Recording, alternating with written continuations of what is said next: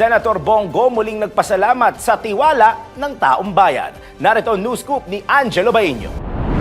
Nagpasalamat si Senator Bongo sa patuloy na suporta at mainit na pagtanggap sa kanya ng mga Pilipino mula Luzon, Visayas at Mindanao. Ayon sa Senador, ang taong bayan ang nagsisilbing inspirasyon niya upang mas pagbutihin pa ang kanyang serbisyo, lalo na para sa mga mahihirap. Maraming salamat po sa patuloy na pagtitiwala at sa napakainit na pagtanggap sa inyong Senator Kuya Bongo saan mang parte ng bansa, Luzon, Visayas at Mindanao. Nakakawala ng pagod tuwing nakikita ko ang mga kababayan natin. Sa inyo nanggagaling ang aking lakas at inspirasyon upang mas lalong pagbutihin ang aking paninilbihan sa aking kapwa Pilipino, lalo na ang mga mahirap nating kababayan. Tiniyak din ni Senator Go na ipagpapatuloy niya ang pagbibigay ng serbisyong medikal at iba pang tulong mula sa gobyerno sa mga nangailangan. Dagdag pa niya, sipag, malasakit at serbisyo ang kanyang patuloy na maiaalay sa sambayan ng Pilipino. Ilalapit ko po ang serbisyo ng gobyerno at serbisyong medikal sa ating mga kababayang mahihirap. Patuloy po akong magseserbisyo sa inyong lahat sa abot ng aking makakaya dahil bisyo ko po ang magserbisyo sa ating mga kababayang Pilipino at naniniwala po ko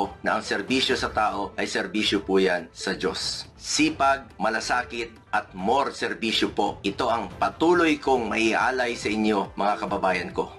Yan ang aking news scoop. Angelo Baeño, nagbabalita ng tama, naglilingkod ng tama.